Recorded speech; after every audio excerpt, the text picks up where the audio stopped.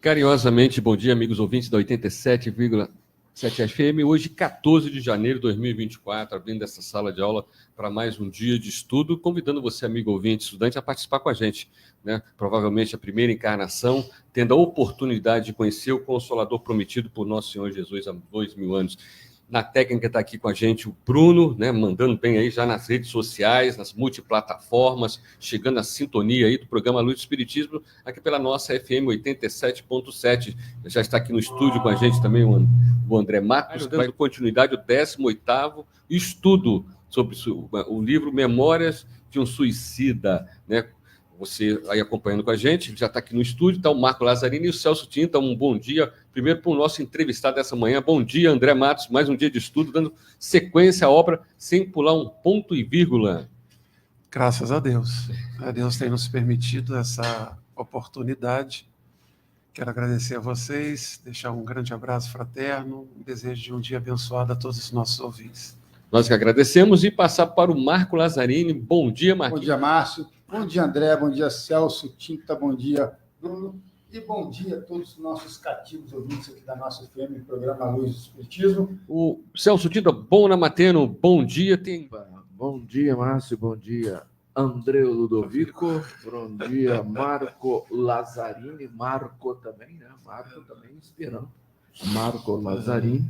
Já no ponto, nosso momento espírita para você, amigo ouvinte, estudante, hoje está aí sintonizado com a gente, a pedra no caminho. Quem não tem pedra no caminho? E às vezes é uma pedra, a pessoa desiste de viver, né? Achando que não vai ter mais nada além da vida, né? Que eu vou me matar e não vou encontrar nada do outro lado. Puro engano, né? Está aí a obra aí, Memórias de um Suicida. A minha aqui, edição tem 527. A do André, que está aqui do meu lado, são 546. É um tijolo, né? É um tijolo, mas é uma obra que tem que ser estudada antes de bater o pânico, antes de bater a sensação qualquer negativa. É para ser estudado, por isso que a gente sempre fala, está nas grades curriculares das escolas. Vai estar no futuro, né? No futuro, em breve, se Deus quiser, bem na frente ainda. Talvez a gente volte aqui na próxima encarnação, quem sabe somos aqueles que vai levar e vai mostrar que é importante a obra, né, para salvar vidas. Está no ponto? Então vamos para o nosso momento espírita para você, amigo ouvinte, estudante. Momento espírita.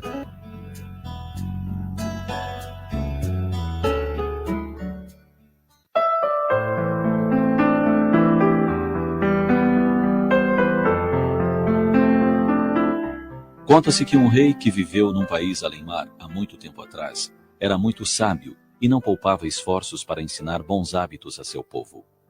Frequentemente fazia coisas que pareciam estranhas e inúteis, mas tudo o que fazia era para ensinar o povo a ser trabalhador e cauteloso. Nada de bom pode vir a uma nação, dizia ele, cujo povo reclama e espera que outros resolvam seus problemas. Deus dá as coisas boas da vida a quem lida com os problemas por conta própria. Uma noite, enquanto todos dormiam, ele pôs uma enorme pedra na estrada que passava pelo palácio. Depois foi se esconder atrás de uma cerca e esperou para ver o que acontecia. Primeiro, veio um fazendeiro com uma carroça carregada de sementes que levava para a moagem na usina. Quem já viu tamanho descuido, disse ele contrariado, enquanto desviava sua carroça e contornava a pedra. Por que esses preguiçosos não mandam retirar essa pedra da estrada? E continuou reclamando da inutilidade dos outros, mas sem ao menos tocar ele próprio na pedra. Logo depois, um jovem soldado veio cantando pela estrada. A longa pluma de seu cap ondulava na brisa, e uma espada reluzente pendia da sua cintura. Ele pensava na maravilhosa coragem que mostraria na guerra, e não viu a pedra, mas tropeçou nela e se estatelou no chão poeirento. Ergueu-se, sacudiu a poeira da roupa, pegou a espada e enfureceu-se com os preguiçosos que insensatamente haviam largado aquela pedra imensa na estrada. Então, ele também se afastou sem pensar uma única vez que ele próprio poderia retirar a pedra. E assim correu o dia. Todos que por ali passavam reclamavam e resmungavam por causa da pedra no meio da estrada, mas ninguém a tocava. Finalmente, ao cair da noite, a filha do moleiro por lá passou. Era muito trabalhadora e estava cansada, pois desde cedo andava ocupada no moinho, mas disse a si mesma: já está escurecendo. Alguém pode tropeçar nesta pedra e se ferir gravemente. Vou tirá-la do caminho. E tentou arrastar dali a pedra. Era muito pesada, mas a moça empurrou, e puxou e inclinou, até que conseguiu retirá-la do lugar. Para sua surpresa, encontrou uma caixa debaixo da pedra. Ergueu-a. Era pesada, pois estava cheia de alguma coisa. Havia na tampa os seguintes dizeres: esta caixa pertence a quem retirar a pedra. Ela abriu e descobriu que estava cheia de ouro.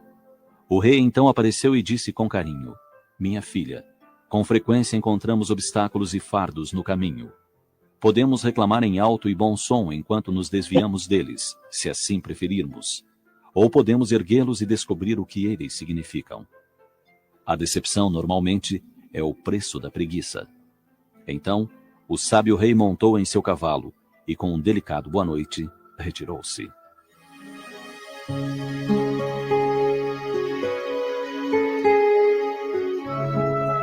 Não há dor sem causa, nem lágrimas sem procedência justa. Nossos obstáculos de agora foram tecidos por nós mesmos. Tenhamos, pois, a coragem de eliminá-los a golpes de esforço próprio, baseados na caridade, que é luz acesa em nosso roteiro de ascensão para Deus.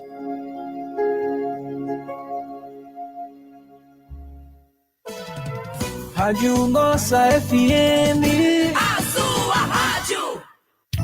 Quem não é visto, não é lembrado. A Agência de Comunicação Estúdio H ajuda você a divulgar a sua empresa. Planejamento, criação, desenvolvimento de materiais de comunicação e gerenciamento de redes como Facebook e Instagram. Agência de Comunicação Estúdio H. Nossa missão é criar. Telefone 2252-6810 ou WhatsApp 988397246. A Agência de Comunicação Estúdio H está em novo endereço. Edifício Bezerra de Menezes, Rua Doutor Valmir Peçanha, número 61, Centro, Sala 204. A Ocular e Ótica está pronta e modernizada para lhe oferecer as melhores condições para você comprar ou atualizar seus óculos. Oferecemos exame de vista com hora marcada. Temos um variado mix de armações, sempre com o menor preço. Nosso crediário próprio é bem prático. A Ocular e Ótica se tornou a preferida na cidade pelo atendimento. Estamos no Shopping Três Rios, loja 108, Praça da Autonomia, pertinho do Banco Itaú da Praça. Livraria Espírita Francisco Cerqueira. Conheça a nossa extensa literatura adquirindo as obras espíritas em nossa livraria. A Livraria Francisco Cerqueira fica na Rua Doutor Valmir Peçanha, número 87, centro da cidade. Telefone 2252-0230 e participe também do Clube do Livro. A Rádio 87,7 FM está apresentando A Luz do Espiritismo. Muito bem, Bruno. Voltando aí depois dessa bela mensagem para você, amigo ouvinte, estudante, sintonizado aí no programa Luz do Espiritismo, que vai ao ar todos os domingos pela manhã. Nós estamos abrindo essa sala de aula de 8h30 até as 10 horas, estudando, né, a doutrina espírita e provavelmente a primeira encarnação dentro desta sala de aula. E olha, vamos então entrar agora no estudo da manhã de hoje, né, trabalhando em cima da obra Memórias de um Suicida, né? Esse livro com orientação, né, do espírito Leon Denis, o autor espiritual, né, Camilo Castelo Branco, sob o pseudônimo, né, na obra, né, do Memórias de um Suicida, ele assinou como Camilo Cândido Botelho, descreve, né, a médium Ivone Pereira do Amaral a sua dolorosa, né, experiência após a desencarnação. Então, a obra é importantíssima para nós estudarmos. Hoje nós vamos entrar no 18º estudo aqui na rádio, né, quando o relato, né, de Camilo naquela terapia em grupo daqueles espíritos que cometeram suicídio, no capítulo que trata o Hospital Maria de Nazaré, né? Maria de Nazaré, que pediu a permissão a Nosso Senhor Jesus para construir essa colônia espiritual, né, próxima ao orbe, para receber justamente e tratar e cuidar daqueles espíritos que foram pelo caminho do suicídio. E um dos primeiros acolhidos foi Judas.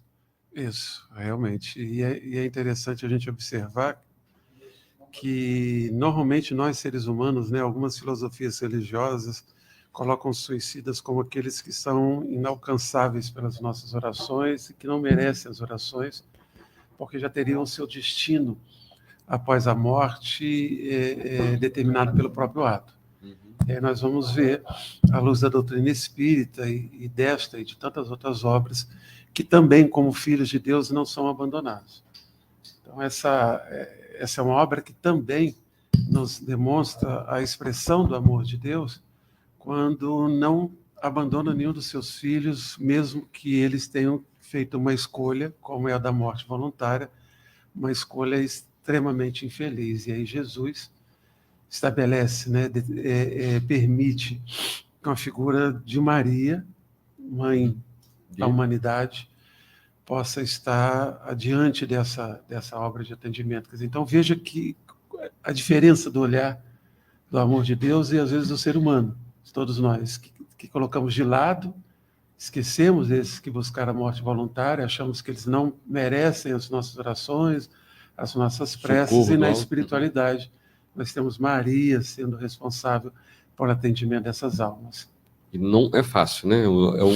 A pior, vamos dizer assim, a pior morte que pode existir é o do suicídio. Sim. Então, lá na página 68, né, um capítulo, né, vamos dar sequência aqui, aí sim começa a vez, né, da terapia e do Camilo expor, né, seu pensamento que levou ele a cometer o suicídio. E ele coloca assim: a obsessão fatal do suicídio entrou a fazer ronda sobre minhas faculdades. Enamorei-me dela e lhe dei guarida com todo o abandono do meu ser desanimado e vencido. A morte atraía-me como remate honroso de uma existência que jamais curvara a cabeça, à frente fosse do que fosse. A morte estendia-me os braços sedutores, falsamente mostrando as minhas concepções viciadas pela descrença em Deus, a paz do túmulo em consoladoras visões. Aqui gostaríamos de chamar a atenção aquilo que nós temos falado aqui, né? Não temos uma preocupação de correr com o livro, porque cada parágrafo tem uma lição, tem um detalhe, essa obra é belíssima. Quando ele fala a obsessão fatal do suicídio, não é o processo obsessivo, mas é o pensamento contínuo. A auto-obsessão. Isso, a auto-obsessão. Bem lembrado. Pensamento contínuo de que o suicídio seria a solução do seu problema. Então, essa é uma condição prévia em que nós precisamos estar atento aos amigos, aos familiares, quando entram numa depressão, quer dizer, quando você começa a ter um pensamento contínuo de eliminar a sua dor através da morte voluntária, que você vê que enamorei-me dela, quer dizer, você começa a aceitar aquela ideia do suicídio como a solução. Enamorar-se é aceitar, você vai ficando, né, encantado por aquela ideia, porque você tem falsamente, ele coloca aqui, falsamente mostrando as minhas concepções viciadas às descrenças de Deus. Então, quando você está numa sociedade como a nossa, onde os conceitos de vida após a morte não são claros, porque mesmo o conceito de céu e inferno, nas outras filosofias religiosas, eles não atendem as dúvidas, porque se atendesse às dúvidas, as pessoas seriam boas, seriam equilibradas, eu buscaria o céu no meu comportamento, na minha forma de agir, eu evitaria o inferno, porque ninguém quer uma dor, viver no inferno, naquela condição que é colocado. Então você vê que esse conceito não atende, porque ele não muda a forma de se comportar. Então veja que ele, lógico, aqui ele coloca esse falsamente depois de ter vivido a experiência. Mas o processo de se chegar à morte voluntária passa por esse enamorar, ou aceitar a morte voluntária como a solução do problema que você está vivendo ali. Ele coloca desanimado e vencido, né? Aí continua: firmada a resolução sobre sugestões doentias, acabrunhado e a sós com a minha superlativa desgraça, insocorrido pelo sereno consolador da fé, que teria suavizado a ardência do meu íntimo desespero, excitada a imaginação já de si mesma, audaz e ardente, criei um romance dolorido a respeito de mim mesmo e, considerando-me Marte, condenei-me sem apelação. É que tive medo e vergonha de ser cego. Olha que passagem também muito interessante.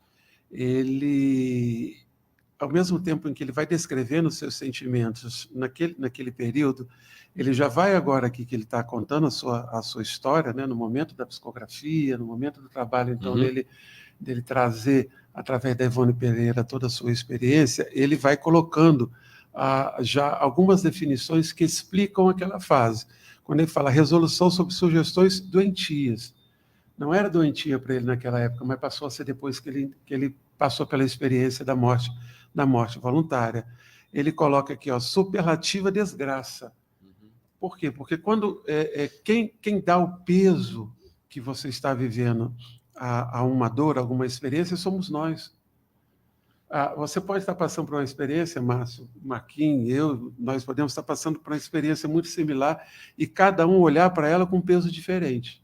Um olhar diferente. Isso, um olhar diferente. Você pode, à luz, por exemplo, da lei de causa e efeito, à luz da reencarnação, você pode ter um olhar de compreensão da justiça de Deus, aquela experiência que você está passando, e dessa forma você ter uma fé na superação e não de maneira nenhuma chegar ao sentimento de buscar a morte voluntária, e o Márcio, por exemplo, sem esse conhecimento, ele pode se revoltar, pode achar que é injustiça divina, e pode, com o tempo não sabendo eliminar aquela dor, ou não compreender o porquê daquela dor, no seu processo de aprendizado, você começa, então, a supervalorizar a dor. E aí, todos esses sentimentos fazem com que a morte voluntária seja uma solução adequada, um mal menor, justamente pelo que você sempre coloca aqui no início. A incompreensão que a grande maioria da humanidade tem da vida após a morte. Que aí a gente vai percebendo em obras como esta, que não é a solução à morte voluntária. E aqui deixa bem clara a falta de fé no futuro. Sim, ele deixa bem claro. Uma falta de expectativa, uma falta de perspectiva, e a pessoa sente isso. E você vê que o principal objetivo da doutrina espírita é justamente de trazer o homem à compreensão da imortalidade da alma. Nessa compreensão da imortalidade da alma, esses conceitos das filosofias religiosas seculares que nós temos, e que até hoje não trouxe uma solução para que o homem possa compreender a sua vida e aí sim, espontaneamente, buscar ter um comportamento mais harmonizado com as leis de Deus. Então, a principal contribuição da doutrina espírita gira em torno, lógico, dos seus princípios. Eu só compreendo a imortalidade da alma e a justiça de Deus se eu compreender Deus. Se eu ainda entender Deus da maneira como nós entendíamos antes, um Deus vingativo, um Deus que escolhe os seus filhos, aquela coisa toda, eu não consigo compreender a sua justiça. Escolhe suas tribos. Justamente. Aí eu não consigo compreender a sua justiça, eu não consigo compreender a imortalidade da alma, eu não vou aceitar a reencarnação, que são os princípios básicos da doutrina espírita, que por si só já nos daria uma compreensão da vida, já nos dá uma compreensão da vida, para que nós, diante de situações como essa vivida, não só pelo Camilo, mas de todos os outros que passaram aqui e que trouxeram o seu relato, evitando esse mal. E veja que, como de novo, o orgulho, esse sentimento que os espíritos dizem que precisa ser combatido, principalmente orgulho e egoísmo, tem um peso na sua decisão. É que tive medo e vergonha de ser cego. Sim. Ele não aceita o seu destino, ele não aceita ter ficado cego. Então, vejam como todos esses conceitos, né, da lei de causa e efeito, da justiça de Deus, da esperança na imortalidade da alma, na sequência, na vida após a morte, em que nós desfrutamos daquilo que realmente nós plantamos, todos esses conceitos que nós temos hoje, eles são suficientes para que, diante de uma experiência como a dele, a gente aceite com uma resignação, mas com aquela resignação de quem compreende o que está vivendo. Mas aqui o orgulho não permite ele isso. Então, ele não conseguia se ver cego, ele tinha vergonha de se ver cego. É interessante, né? E na obra que nós estamos estudando, lá na frente, ele, né, a partir do momento que o espírito faz a parte dele, na espiritualidade, ele vai entender por que ele ficou cego e tem a ver com uma vida passada dele. Aí ele coloca, dá continuidade, matei-me no intuito de encobrir da sociedade, dos homens, dos meus inimigos, a incapacidade a que ficara reduzida. Olha só. Rapaz, olha só, o motivo é o orgulho. Ele fala, ele não queria que a sociedade percebesse ele, porque no entendimento dele, estar cego é estar fragilizado, até para um escritor. Dependente, né? E ele cita não só a sociedade, mas olha só, ele cita os inimigos dele, ele não queria mostrar aos inimigos que ele já não era aquela mesma pessoa, que ele estava fragilizado perante a vida. Isso é uma expressão de orgulho. Ele não aceita a situação e o que aquela situação poderia lhe trazer de aprendizado. Dando continuidade? Não. Ninguém se gloriaria vendo-me receber o amargo pão da compaixão alheia. Ninguém contemplaria o espetáculo humilhante para mim de minha figura vacilante, tateando nas trevas dos meus olhos incapacitados para a visão. Meus inimigos não se rejubilariam, refucilando na vingança de assistirem à minha irremediável derrota.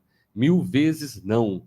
Eu não me brutalizaria na inércia de olhar só para dentro de mim mesmo, quando o universo continuaria irradiando vida fecunda e progressiva ao redor de minha sombra, empobrecida pela cegueira. Matei-me porque me reconheci demasiadamente fraco para continuar, dentro da noite pávida da cegueira, a jornada que, já enfrentada à boa luz dos olhos, fora farta de empeços e percalços. Olha só como é que então o sentimento, essa descrição mostra o quanto que ele, naquele processo de enamorar-se da ideia do suicídio, ele vai encontrando justificativas. Muitas justificativas. Muitas justificativas, que são na base do orgulho dele. Então vejam como a gente precisa do processo de autoconhecimento e percebemos o quanto o nosso orgulho, nosso egoísmo, as vaidades, ou seja, aqui, né, as feridas da alma, como está aqui no nosso livro, necessidade de curarmos essas feridas da alma, porque nós podemos chegar numa situação como essa e aí nós vamos encontrar sempre justificativa para o nosso ato. Depois de você passar pelo processo de não aceitação daquela dor, e você começa o processo de obsessão, quer dizer, essa auto-obsessão, como você falou, enamorar-se, aceitar aquela ideia, você vai encontrando justificativas. Você vai encontrar sempre justificativas do seu ato, porque está em nós ainda essas doenças da alma, essas feridas da alma, que nos conduzem a tomar, no caso dele aqui, de muitos, infelizmente, buscar a morte voluntária como solução. E a solução por quê? Porque eu encontrei justificativa. Só que as justificativas elas estão com base no meu orgulho, né? Na forma de olhar a vida, com egoísmo, com orgulho, com vaidade, sem perspectiva de uma vida futura e sem compreensão, principalmente, da justiça de Deus em nossas vidas. Continuidade. Então, a obra, né? E aí ele continua, Camilo, né? Era demais. Revoltei-me até o âmago contra o destino que me reservava. Tão desconcertante e surpresa inconsolável permaneci sob o esmagamento da dramática ingratidão que supunha provir de Deus. Para mim, a providência, o destino, o mundo, a sociedade estavam errados, todos. Só eu estava certo, exagerando a tragédia das minhas desesperanças. Nossa, ele dá um pouco... Todo mundo, eu sou injustiçado. Vocês percebem que esse é um comportamento muito comum de todos nós ainda, que é transferir a responsabilidade dos nossos atos para outras pessoas? Sim. Você vê que ele aqui se coloca como o injustiçado, o perseguido, ele inclui o destino, o mundo, a sociedade, inclui Deus, né, como culpado, né? Como também o culpado por aquela injustiça, ele não tem a compreensão. Então, quando eu me vejo diante de relatos como este, eu percebo, a gente analisa o quanto que a doutrina espírita é importante, o quanto que nós temos a responsabilidade, e a página nossa da prece aqui, do Evangelho, que nós abrimos aqui, falando da parábola do semeador, o quanto que nós temos a responsabilidade de semear, não só pela palavra, mas também pelas nossas atitudes, no coração das pessoas, a doutrina espírita. Porque muitos chegam a esse estado em que ele se encontrou aqui, antes de buscar a morte voluntária. Quantas pessoas estão desesperançadas? Quantas pessoas não conseguem encontrar justificativa para as suas dores? Não conseguem. A nossa página de abertura, falando da pedra nos caminhos, né, e no trecho da parábola do semeador, nós temos lá a semente que é jogada entre as pedras e tem dificuldade de crescer. Aquelas pedras que estão ali são nós que colocamos, são as nossas imperfeições, são as nossas inquietações, que nós mesmos vamos colocando no caminho, criando dificuldades no próprio caminhar. Então, nós precisamos da doutrina espírita na sua compreensão da imortalidade da alma, da justiça de Deus, da expressão do amor de Deus, da sua misericórdia. A gente precisa falar da misericórdia de Deus, a presença dos amigos espirituais que estão sempre ao nosso lado, nos intuindo, nos sugerindo a resignação, a esperança, a fé, que são sentimentos importantes, não são sentimentos que estão aí apenas como palavras bonitas na boca de poucas pessoas. Não, são sentimentos que a gente precisa viver para não chegarmos ou não permitirmos amigos, irmãos, familiares chegarem a essa situação em que ele se encontra aqui, em que ele sentir que apenas ele estava certo ao se revoltar com relação àquela situação que ele estava vivendo. Então, nós temos que ter um compromisso com a doutrina espírita que nós abraçamos, não só do estudo continuado, como diz Kardec, o estudo sério, e sempre que nos for possível, na palavra amiga, companheiro de jornada, na oratória, no trabalho de caridade, aonde nós estivermos, nós temos o evangelho que aquela pessoa tem para ler naquele momento. É verdade. Eu vou colocar aqui um adendo aqui, a ouvinte, né, que está sintonizada com a gente, a Maria Aparecida Ferreira, ela manda um relato aqui, conversa com o que você falou. Já tive várias crises de depressão, pânico, mas nunca com vontade de dar fim à minha vida. Felizmente, mas foram tantos anos de cegueira espiritual, ainda bem que encontramos irmãos interessados em nos ajudar e nos ensina a ajudar outros também. Conheci uma amiga que me ajudou a enxergar a minha vida com outros olhos através da espiritualidade. Minha amiga e irmã de alma, Vanesca. Bacana o relato dela aqui, que está então, acompanhando a gente nessa manhã de domingo na sala de aula. O que a gente vai entender? A misericórdia de Deus está justamente na presença daquela pessoa na vida dela. Né? Nós nunca estamos sozinhos. Nunca estamos sozinhos. Às vezes nós nos fechamos na nossa dor, nesses sentimentos que o Camilo descreve aqui, e não percebemos as diversas oportunidades que Deus vai colocando no nosso caminho para que a gente comece a pensar diferente, para que a gente tenha uma perspectiva diferente. Então, e nós não só precisamos cuidar dos nossos pensamentos, cuidar dos nossos sentimentos, mas também olhar para os nossos semelhantes, os nossos familiares, quando encontrarmos pessoas que possam estar começando uma jornada como essa que o Camilo descreve aqui, que levou ele à morte voluntária. E aí continua, pois que eu que possuía capacidade intelectual avantajada, era paupérrimo, quase faminto, ao passo que circulavam em torno a mim ignorantes e beócios de cofres recheados. Eu que me coitado do Camilo, desculpa, coitado do Camilo, né? Ele mede a sua vida pela sua condição... Pela posição social pela posição social do outro e pela sua condição intelectual. Ele era inteligente, mas pobre. Ele tem um monte de ignorante, de beócios rico, né? Futilidade, coitado. Mas você vê o que é a perspectiva que a gente tem da vida, né? Como a gente estabelece para nós parâmetros de análise da vida, e quando a gente age desse jeito, são mais elementos a formar essa sopa de sentimentos que, infelizmente, levou a ele a essa atitude. Desculpa te cortar, não, mas eu acho foi engraçado. Oportuno, eu acho né? engraçado essa parte. Eu que me senti idealista e bom, vivia molestado por adversidades que me teciam um continuado cerco, sitiando-me em campos que desafiavam possibilidades de vitória. Eu, cujo coração sentimental abraçava-se em ânsias generosas e ternas, de excelência guiçá sublime, e a conhecer-me ininterruptamente, incompreendido e correspondido, ferido por descasos tanto mais amaros quanto mais extensas fossem as radiações do meu sentir. Eu, honesto, probo, reto, a pautar-me por diretrizes sadias, por entendê-las mais belas, ajustadas ao idealismo e acompanhavam o meu caráter, a tratar com patifes e comerciar com roubadores, a disputar com hipocrisias, a confiar em velhacos, a considerar tratantes. Sim, era demais. Olha só, ele faz uma análise muito positiva dele, né, como um homem probo, reto, íntegro e tal, e analisa os outros de forma diferente. Mas se nós olharmos o comportamento, nós fomos citando isso nos relatos anteriores, os amigos que estão lá naquele ambulatório com ele, nós vamos ver que ele não age desse jeito. Ele age com hipocrisia, ele age com ironia, ele coloca os outros numa situação de inferioridade. Então, ele não é essa pessoa toda que ele descreve aqui.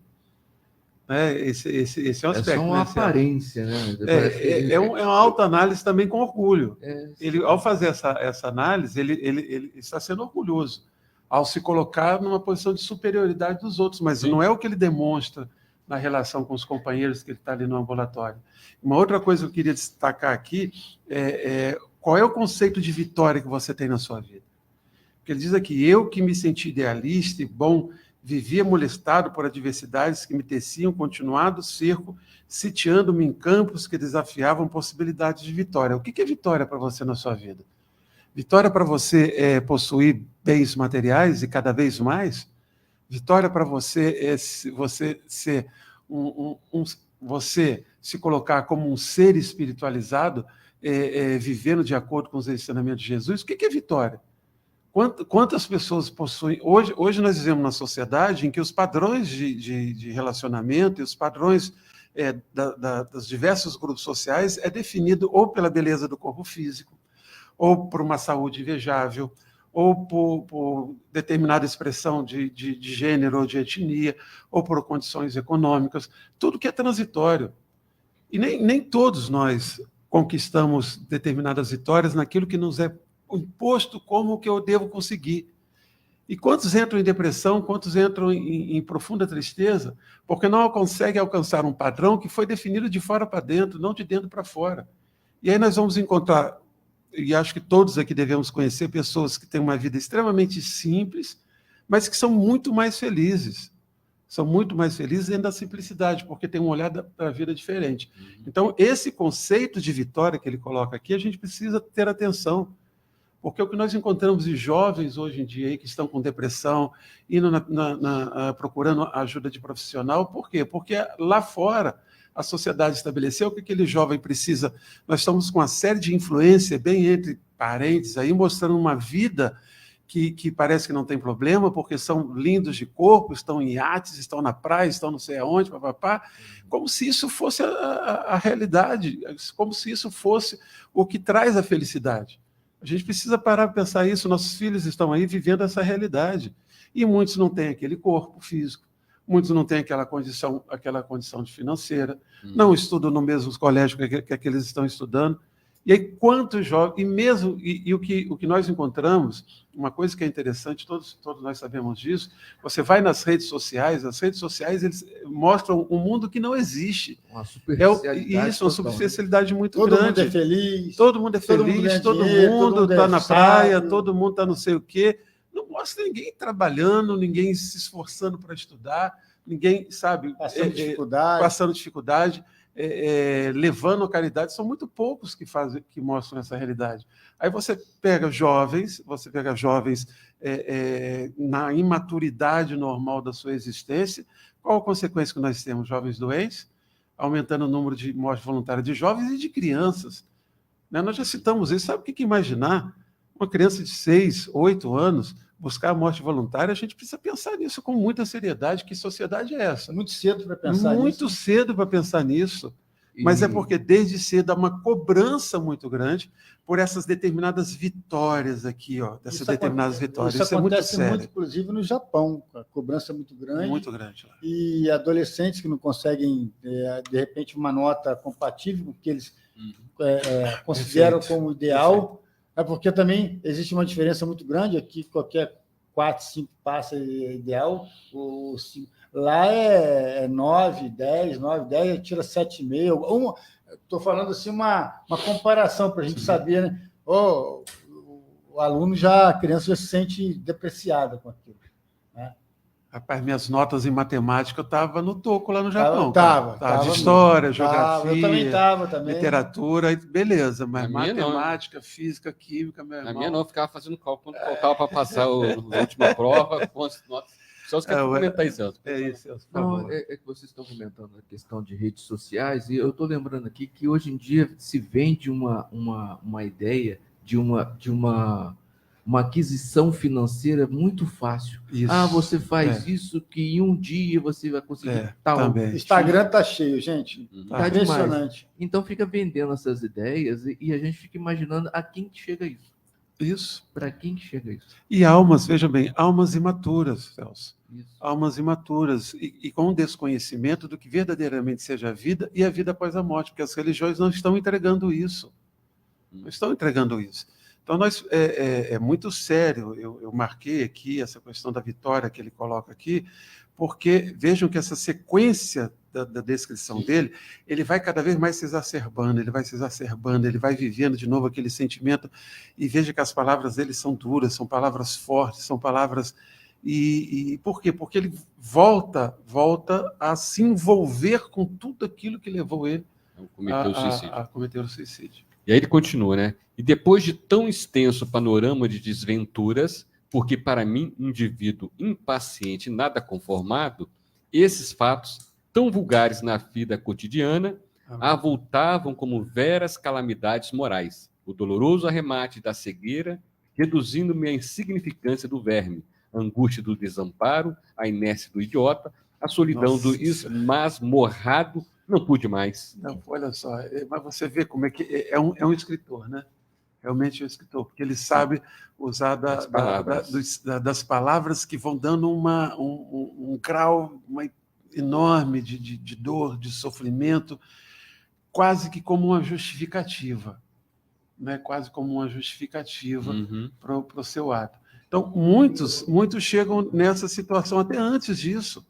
Até antes de sentimentos como este, hoje nós vamos encontrar também muitas pessoas sofrendo por experiências, se você olhar como pelo lado da vida espiritual, por experiências muito simples, muito bobas, mas é colocado um peso tão grande em determinadas situações na vida, e a pessoa com a imaturidade, né, espiritual, a imaturidade também da idade que nós temos aqui, acaba se conduzindo a essa situação. Quantos casos nós temos aí de jovens cometerem suicídio por problemas de relacionamento amoroso? Sim.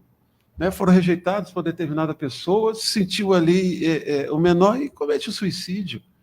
Então, a gente precisa realmente estar muito atento a essas circunstâncias. E aqui, né, no próximo parágrafo, né, André, aí vê a falta de fé mesmo, né, de uma crença em Deus. Né? Ele coloca assim, ó, faltou-me compreensão para tão grande anomalia. Não compreendi Deus, não entendi sua lei, não entendi a vida. Uma torrente de confusão insolúvel alagou-me o pensamento aterrado em face da realidade. Só compreendi uma coisa, que precisava morrer, devia morrer. E quando uma criatura deixa de confiar no seu Deus e Criador, torna-se desgraçada. É um miserável, é um demônio, é um repróbio. Quer o abismo, procura o abismo, precipita-se no abismo. Precipitei-me. Olha mas o relato contundente, dele, né? O relato dele é muito contundente e queria chamar esse detalhe. De todos os relatos, ele passa pelos relatos dos seus companheiros também, como eu falei, sendo irônico, sendo hipócrita, diminuindo e tal, mas quando ele é levado a relatar, a reviver, você vê que ele tem um peso, a descrição dele tem um peso muito, mas muito maior que a dos outros. Ele se coloca realmente, ele se desarmoniza, ele se desequilibra, revivendo a situação por causa do orgulho, principalmente. Ele se vê ferido no orgulho, ele se demonstra ainda muito orgulhoso. E é lógico, aí ele chega a esse final do seu relato aqui, essa incompreensão que ele tinha da lei de Deus e tal, ele descreve isso depois de ter passado pelo processo. E o que só demonstra para nós o quanto esses são conhecimentos importantes para uma vida com equilíbrio. Uma compreensão realmente de Deus, das suas leis, da vida após a morte. Então vejam que é a sequência que Kardec dá no Livro dos Espíritos. Nós temos feito toda sexta-feira, desculpem, às 7 horas pelo canal do IDEAC e outros parceiros, já há algum tempo o estudo do livro Céu e Inferno, que também é outra obra maravilhosa. E cada vez mais nós vamos ver a importância, a escolha que foi dada ao espírito que veio na Terra como Allan Kardec, para esse trabalho de organização extremamente pedagógica, extremamente lógica do conhecimento espírita. Então, quando você começa o Livro dos Espíritos, o Céu e o Inferno, você vai vendo que ele tem essa sequência, que começa com a compreensão de Deus, que é a base de tudo. É o que ele diz aqui, ó, não compreendi Deus. Isso, não entendi isso ali. A base de tudo é a compreensão de Deus. Ele não compreende. Não compreendi Deus. Consequentemente, não entendi a sua lei, consequentemente, não entendi a sua justiça, não compreendendo a sua justiça, a sua misericórdia, eu não compreendo a vida. Acabou. Entendeu? Acabou. Então você... e aí você olha a sequência do Livro dos Espíritos e vai tratar de quê? Começa de Deus, de quem somos, a imortalidade, as leis de justiça. Agora você vai entender. Aí você entende, você tem uma compreensão verdadeira desses conceitos que nos ajudam a entender a vida e, consequentemente, a superar os momentos de experiência, de educação de nossas almas que nós vivemos. Nós estamos aqui estudando hoje a obra Memórias de um Suicídio, com a presença do André Matos, é o 18º estudo, dando sequência à obra, né? Essa obra notável, memorável da doutrina espírita. E aqui ele continua: não sei que malvadas sugestões a minha elocução blasfema espalhou pelo ambiente mórbido de nossa enfermaria. O que sei é que a triste assembleia deixou-se resvalar para as vibrações desarmoniosas, entregando-se a pranto dolorido e crises impressionantes. Notadamente, o antigo exportador de vinhos, Jerônimo, e o universitário Sobral, que eram os mais sofredores, eu mesmo, à proporção que prosseguia na minha angustiante exposição eivada de conceitos doentios, tanto retroagia mentalmente às situações precipitosas de minha passada vida carnal, as fases doloridas e inelutáveis que me deprimiram cruamente, que lágrimas rescaldantes voltaram a correr por minhas faces maceradas, enquanto novamente se me obscurecia a visão e trevas substituíam os doces pormenores dos cortinados azuis, esvoaçantes, e das róseas trepadeiras galgando as colunatas dos balcões. Então nós vimos que realmente a descrição que ele fez, né, não só o envolveu, porque ele revê novamente sentimentos e emoções que, até aquele momento, mesmo ele tendo passado por tudo que está descrito aqui nos capítulos anteriores, logo após a morte voluntária, o Vale do Suicida, ele não se livrou desses sentimentos. Ele ainda não está, voltando de novo aqui, curando a ferida das almas, ele não está nem um pouco curado, muito pelo contrário. Ele ainda revive de uma tal intensidade aqueles sentimentos que ele desequilibra o ambiente. Então, aquilo que era um relato natural de todos, que anteriormente foi feito até com certa tranquilidade, ele que foi durante o tempo todo no relato dos outros, orgulhoso, irônico, se colocando numa posição superior, ele foi aquele que traz com o seu relato o desequilíbrio para o grupo. Então, ele cita aqui o Jerônimo, né? Ele cita o Sobral, como aqueles que eram os mais sofredores, e ele vai vendo assim, poxa, não sei que malvadas sugestões a sua fala, né? Espalhou no ambiente, mas a gente fez essa leitura anterior dele, dá para entender. Sim, bem forte. Como ele foi muito forte, ele foi muito incisivo naquilo tudo, e de certo modo, isso fez com que a própria recordação de todos os outros fosse conduzida a um caminho de desequilíbrio que até aquele momento não tinha acontecido. Isso vai gerar uma consequência que nós vamos ver agora na sequência da leitura. Aí ele coloca, né? Acudiram enfermeiros solícitos a ver o que se passava, uma vez que não era o previsto o incidente.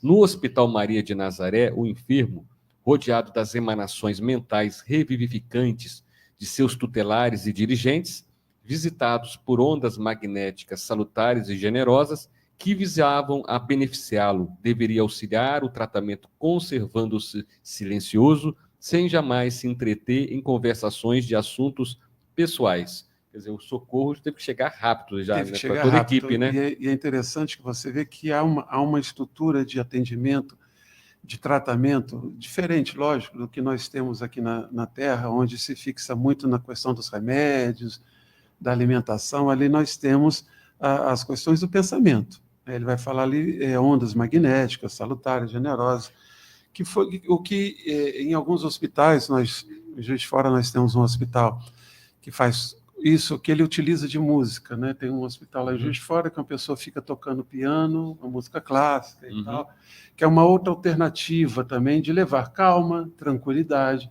Ou seja, o ambiente também, o ambiente vibracional, como parte do tratamento. É lógico que aqui no plano espiritual isso tem um maior peso. Uhum. Mas nós vamos entender que o relato que eles trouxeram é muito natural. Nós mesmos, quando estamos com familiares, com pessoas dentro do hospital, nós conversamos, nós falamos das nossas dificuldades, nós falamos das nossas dores, de como está sendo o tratamento, etc, etc. O problema do desequilíbrio aqui foi justamente no relato do Camilo. O relato do Camilo é que passou, né, que excedeu, porque ele, entre todos os que estavam lá, apesar de se colocar, como eu disse aqui, numa posição superior, de orgulho e ser irônico com a situação dos outros, foi aquele que transbordou maior sentimento, transbordou maior desequilíbrio. E aí isso gera uma reação ali no hospital. E para a gente perceber como não estão num lugar sem preparo, logo os enfermeiros se colocaram, logo os enfermeiros foram atender para mudar aquele ambiente. Que realmente começou a ficar muito desfavorável ao tratamento deles. E aqui a Carmen Beatriz, né, nossa ouvinte, estudante também, participando aqui do programa Luz do Espiritismo, mandou o seguinte, André: as mazelas sofridas pelos espíritos suicidas são dores morais. O antídoto para essas mazelas é o amor, que os transforma e o desejo de progredir. Somente aquele que conhece e deixa de ser transformado pelo amor compreende que a vida é a mais preciosa e dádiva dada por Deus. Um abraço a todos. Muito bom, Carmen, muito bom mesmo. Seu relato e é o amor que nós vamos encontrar, né, em todas as ações no Hospital Maria de Nazaré, que nós vamos começar na sequência da leitura, que nós vamos encontrar todas as atitudes, todas as ações têm como base o amor. É verdade. Ele continua, né? Conviria repousar, procurar esquecer o passado tormentoso, varrer recordações chocantes, refazendo-se quanto possível das longas dilacerações que desde muito acutilavam. Fomos advertidos, portanto, como infratores de um dos mais importantes regulamentos internos. Nem poderíamos culpar-nos alegando ignorância, porque ao longo das paredes, letreiros fosforescentes a cada momento despertavam nossas atenções com permanentes pedidos de silêncio, enquanto a própria instituição oferecia o exemplo, movimentando suas constantes azafamas sob o controle de criteriosa discrição. É o mesmo que você levar doentes, muito doentes, para os locais de tratamento, e enquanto eles estão doentes, você faz sugestões de pensamentos positivos, de ações positivas, de silêncio, de equilíbrio e tal, mas no início é muito difícil.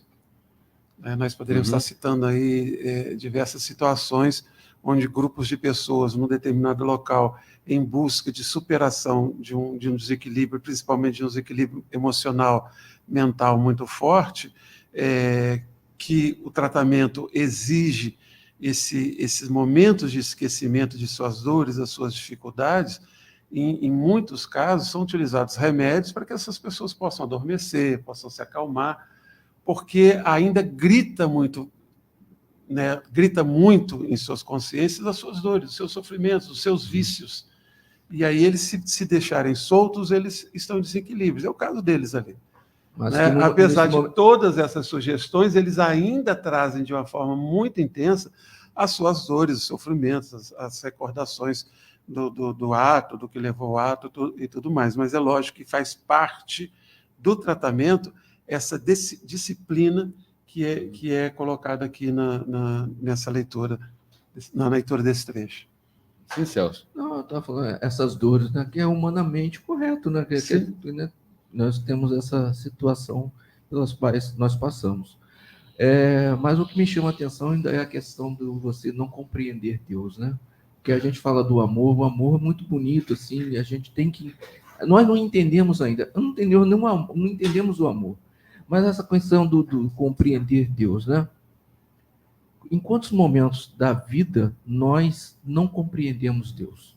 Até nós que somos conhecedores, aí que temos um pouco de conhecimento a respeito, né, da vida, espiritual, né, que a gente, através da leitura, do entendimento, mas em quantos momentos, que aí fica a reflexão para todos nós, né?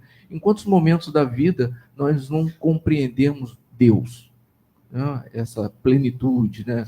Esse ser, né? que ainda desconhecemos, né? Então, quer dizer... Conhecemos muito pouco dele. Conhecemos muito pouco. Então, quer dizer, e aí, para essas pessoas, eu fico imaginando, para essas pessoas que ainda não têm essa oportunidade, esse entendimento, e essas situações vão se, dia a dia, dia após dia, se acumulando, aí acontece o que acontece com o Camilo, né? Com certeza. Não é? Então, são situações que a gente passam desapercebidas na nossa vida, né? E levando essa vida superficial que hoje nós vivemos, que nós estamos vivendo no cotidiano, no dia a dia, né? Nós mesmos complicamos. Olha só a situação que o ser humano passa. Bom, quando o estudo é bom, termina rápido, né? Eu quero mandar um abraço aqui para o Adevani, falou assim, ó. O Devani colocou aqui, ó, belíssima aula. Obrigado, Devani, pelo carinho, pela atenção. A todos vocês, amigos ouvintes, estudantes sintonizados nessa sala de aula. Nós somos meros aprendizes e estudantes da doutrina espírita, provavelmente a primeira encarnação dentro dessa sala de aula. Não canso de falar isso, que é um fato mesmo, né? Provavelmente a primeira. Quero passar o microfone aqui para as considerações finais, aqui para o nosso André Matos, aí nessa manhã de domingo, né, levando aí esse estudo fantástico da obra Memórias de um Suicida. Aquilo que a gente reafirma é uma obra belíssima. Você tem ela de ponta a ponta, uma série de conhecimentos à luz da doutrina espírita. É uma obra extremamente doutrinária, né, que nos conduz a diversas reflexões. No caminhar aqui da sequência, ainda no final desse parágrafo, nós vamos ter uma aula de perispírito, por exemplo. Né, vai ficar para nos nossos próximos encontros. Então, a sugestão é dos nossos amigos que também tenham essa obra em casa, estudem, leiam, façam as suas considerações, apresentem as suas dúvidas, porque é assim que nós estudamos. E diante do que o Celso disse, eu guardo sempre comigo o que Kardec coloca, né? A necessidade de nós olharmos com seriedade o conhecimento espírita e a necessidade de um estudo continuado, Celso. Nós não temos ainda a condição de compreender Deus, mas a gente precisa estar sempre estudando para acrescentar, e dessa forma termos sempre melhores perspectivas de acertarmos nas nossas escolhas. Muito obrigado a vocês, mais uma vez, e aos nossos queridos ouvintes. Um bom domingo. Lembrar que semana que vem teremos aqui a presença da Francine Fontainha com o tema Ivone Pereira, uma heroína silenciosa, já que nós estamos estudando a obra aqui, né? Passei dela com o Leon Denis, o Espírito Camilo. Nós vamos conhecer um pouco dessa médium, né? Que psicografou diversas obras, como essa, Memórias de um Suicida. Então, semana que vem, Ivone Pereira, uma heroína silenciosa com Francine Fontainha. Agradecer aqui na técnica o Bruno, né? As considerações finais de Celso Tinta, Bona Mateno, Celso Tinta, bom dia, esperando. Bom, desejar a todos um bom começo de semana. E lembrando, né, sempre aquela nossa fala final, né? Encaminhem seus filhos para a evangelização infanto-juvenil. Então, aproveite esse momento, não deixe essa presente encarnação passar. Então, encaminhe os seus filhos, né? Evangelize-se, né? Vá à sua casa espírita, vá à sua religião, frequente, participe, né? Esclareça, estude bastante e coloque em prática. É isso que é mais importante, colocar em prática. Tenham todos um bom começo de semana, um bom domingo, né? Primeiramente, um bom começo de semana e até o próximo programa À Luz do Espiritismo. Márcio. Grato, Celso, agradecer a você, amigo ouvinte, estudante sintonizado nessa sala de aula. Lembrar que semana que vem esperamos contar com vocês novamente aqui no programa A Luz Espiritismo para mais um dia de estudo. As considerações finais do Marco Lazzarini e o Ganha. Tenham todos um bom domingo e até semana que vem com mais um programa A Luz do Espiritismo aqui na nossa FM. Bom dia!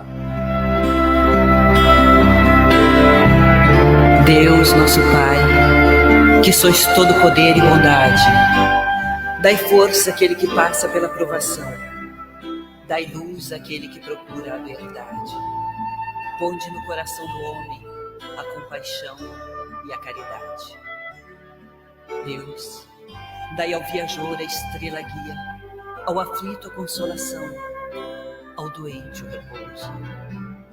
Pai, dai ao culpado o arrependimento, ao espírito a verdade, à criança o guia, ao órfão o Pai. Senhor, que a vossa bondade se estenda sobre tudo que criastes. Piedade, Senhor, para aqueles que não vos conhecem, esperança para aqueles que sofrem. Que a vossa bondade permita aos espíritos consoladores derramarem por toda parte a paz, a esperança e a fé. Deus, um raio, uma faísca do vosso amor pode abrasar a terra. Deixai-nos beber nas fontes da vossa bondade fecunda e infinita, e todas as lágrimas secarão, todas as dores se acalmarão. Um só coração, um só pensamento subirá até vós, como um grito de reconhecimento e de amor. Como Moisés sobre a montanha, nós vos esperamos de braços abertos. Ó bondade, ó beleza, ó perfeição, que queremos de alguma sorte alcançar a vossa misericórdia. Deus, dai-nos força de ajudar o progresso, a fim de subirmos até vós. Dai-nos a caridade pura, dai-nos a fé e a razão. Dai-nos a simplicidade, que fará de nossas almas o espelho, onde se refletirá a vossa divina imagem.